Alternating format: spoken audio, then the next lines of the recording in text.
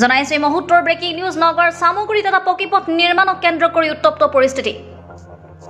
নিম্ন মানদণ্ডৰ কামৰ বাবে দুদিন নহওঁতে চপৰে হৈ গৈছে ব্লেক ট্ৰেপিং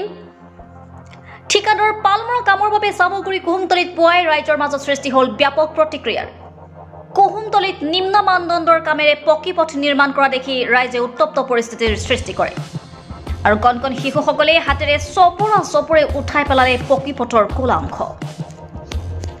ৰাস্তা নিৰ্মাণ কৰা ঠিকাদাৰ হাইদুল আৰু মাইনুদ্দিনে অতি নিম্ন মানদণ্ডৰ সামগ্ৰীৰে ৰাস্তাটো নিৰ্মাণ কৰাৰ গুৰুতৰ অভিযোগ স্থানীয় ৰাইজৰ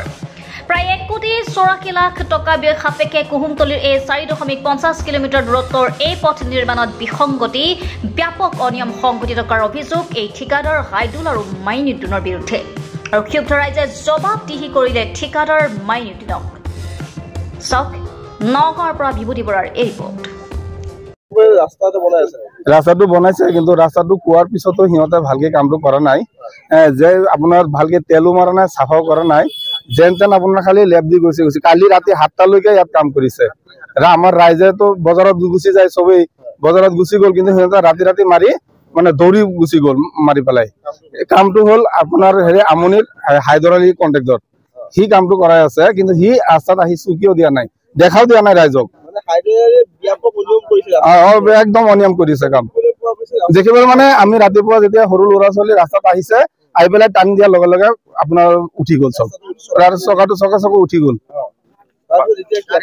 এতিয়া আমাৰ মানে মুখ্যমন্ত্ৰীৰ ওচৰত আমি এইটো প্ৰাৰ্থনা জনাও যে কন্ট্ৰেক্টৰক ভালকে এটা ঠেলা দি পেলাই আমাৰ ৰাস্তাটো ধুনীয়াকে বনাই দিবৰ কাৰণে এইটো ৰাস্তা আমাৰ নালাগে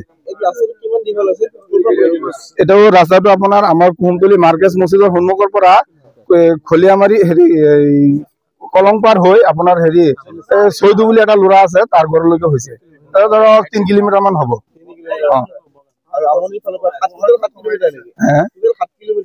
7 কিলোমিটাৰ নহয় হাইদৰত 3 কিলোমিটাৰ পাইছে 3 কিলোমিটাৰ মান হি কৰি আছে সব ৰাস্তাই সিহঁতে বেয়াকে কাম কৰি আছে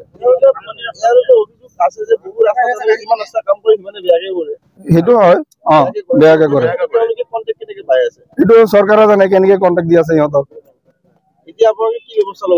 আমাৰ মানে ব্যৱস্থা এইটো আমাৰ ৰাস্তাটো এইটো ভাঙি আকৌ নতুনকে বনাব লাগে